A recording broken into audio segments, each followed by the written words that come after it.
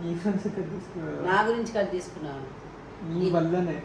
నా వల్ల కాదు, గేమ్ ఆడితే గేమ్ ఆడొద్దు అన్నందుకు కట్ చేసుకున్నావు.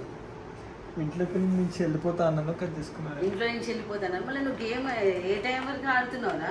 నేను గేమ్ ఆడడానికి నువ్వు ఇంట్లో నుంచి బయటకోనికి ఏం సంబంధం ఉంది? అదే రాత్రి అంతా గేమ్ ఆడతావు కదరా. ఇంట్లోకి వెళ్ళిపోనికి ఏం సంబంధం ఉంది? మళ్ళీ ఏం చేయాలి అర్థం కాదు. చెప్పిన మాట వినకపోతే ఏం చేయాలి? ఇంట్లోకి వెళ్ళిపోతే సాల్వ్ అవుతుంది. గేమ్ ఆడనాక ఆడమని అనుకుంటారు కదరా.